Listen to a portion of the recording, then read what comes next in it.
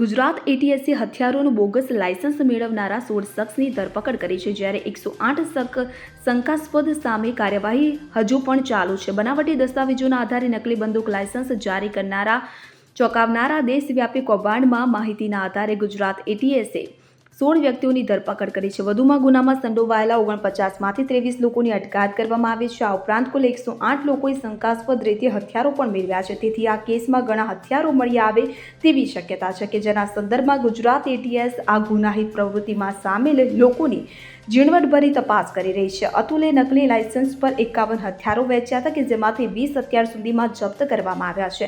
અતુલ છેલ્લા 2 વર્ષથી આ કામ કરી રહ્યો હતો. તે ધરપકડ કરાયેલા આરોપીઓના હથિયાર લાયસન્સ પર મણિપુર, નાગાલેન્ડ અને અન્ય સ્થળોના સરનામા છે, પરંતુ વાસ્તવમાં આરોપી ક્યારેય ત્યાં ગયો ન હતો. તો સ્થાનિક સરકારી અધિકારીઓ કે કર્મચારીઓને હથિયાર લાયસન્સ આપવામાં કોઈ સીધી કે આડકતરી સંડોવણી નથી, ખરું ને? એટીએસે કહ્યું છે કે તે આ મામલાની પણ તપાસ કરશે. તો એટીએસની તપાસના આધારે સુરત ક્રાઇમ બ્રાન્ચે કતારગામ સ્થિત ગજાનન ગનહાઉસના માલિક અને નકલી લાયસન્સના આધારે તેમની પાસેથી હથિયારો ખરીદનારા 3 લોકોની ધરપકડ કરી છે. 20 હથિયારો, 93 કારતૂસ અને 4 નકલી હથિયાર લાયસન્સ જપ્ત કર્યા હતા. જ્યારે આ કૌભાંડમાં સંડોવાયેલા 16 લોકોને વોન્ટેડ જાહેર કરવામાં આવ્યા છે. ગઈ તારીખ 7/4/2025 ના રોજ એટીએસ ખાતે એક આર્મ્સ બોગસ લાયસન્સનો ગુનો દાખલ કરવામાં આવેલ અને એ અંતર્ગત એ સમયમાં 7 આરોપીની ધરપકડ કરવામાં આવી. એ 7 આરોપીના 11 દિવસના રિમાન્ડ હતા. રિમાન્ડ દરમિયાનમાં વધુ 16 આરોપીની જાણકારી મળેલ છે અને 16 આરોપીઓ પાસેથી હથિયાર રિકવર કરવામાં આવેલ છે અને 16 આરોપીની વધુ ધરપકડ કરવામાં આવેલ છે. જે આરોપીઓ છે એમાં અનિલ રાવલ છે, અર્જણ ભરવાડ છે, ભરતગામા ભરવાડ છે, દેહુ ભરવાડ છે, દેહુ ભોકરવા છે, જનક પટેલ છે, જય શાંતિલાલ પટેલ, જગદીશ રેવા ભુવા, લાખુ રઘુ ભરવાડ, અનિલ રમેશ રૈયાણી, નીતેશભાઈ મીર, રમેશ ભોજા, ઋષિ દેસાઈ, સમીર ગધેરિયા, વિરાજ જોગા ભરવાડ અને વિરમ છોટા ભરવાડ, આ 16 આરોપીને અટક કરવામાં આવી છે. આ તમામ આરોપી પાસેથી ટોટલ 15 હથિયાર રિકવર કરવામાં આવેલ છે અને 489 ના કારતૂસ રિકવર કરવામાં આવેલ છે.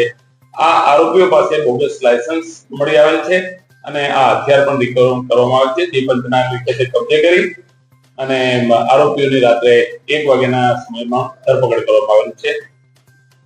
ક્યાંથી ધરપકડ કરી? અલગ અલગ જગ્યાથી સુરત છે, રાજકોટ છે, બોટાદ છે, અલગ અલગ જગ્યાએથી આરોપીની જ્યાં પાડ મળી છે ત્યાંથી લાવી પૂછપરછ કરી અને મુદ્દામાલ રિકવર કર્યો.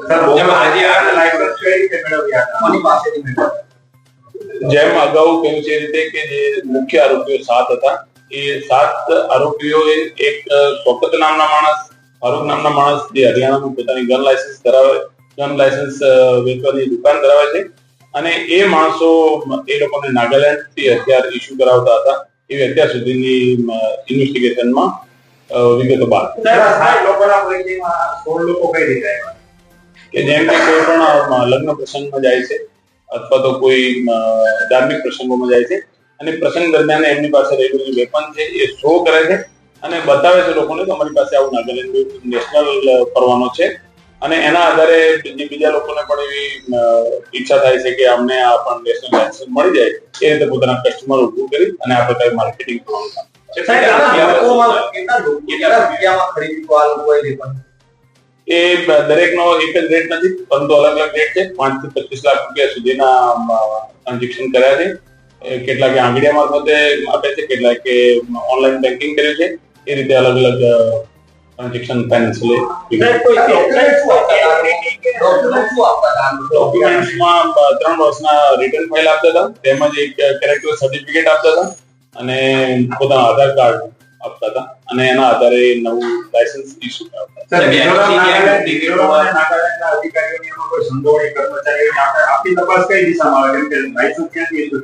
અત્યાર સુધીની જે તપાસ છે એની અંદર જે બોગસ લાયસન્સ છે ને ત્યાંથી ઇમ્ફાલ માંથી તેમજ તેમલોંગમાંથી અમને જાણ કરવામાં આવી છે અને પત્ર પણ મોકલવામાં આવ્યો છે કે આ લાયસન્સ અહીંથી ઇસ્યુ થયેલ નથી. એ વિગતો આવેલ છે તો વધુ તપાસ કરી અને જે કંઈ સંડોવણીઓ છે એને ધરપકડ સર બોગસ લાયસન્સની વ્યાખ્યા શું કરી શકાય, કઈ રીતના, કેવા પ્રકારના બોગસ? જે બોગસ આ લાયસન્સની જે અત્યાર સુધીની વિગતો સામે આવી છે કે જે જૂના રિન્યુ ના થયેલા. રુસ્તમ શેખ સાથે CN24 ન્યૂઝ અમદાવાદ. હવે જુઓ દેશ દુનિયાની તમામ ખબરો તમારી આંગળીના ટેરવે. ઉઠાવો મોબાઈલ અને ગૂગલ પ્લે સ્ટોર પરથી ડાઉનલોડ કરો અમારી CN24 ન્યૂઝ મોબાઈલ એપ.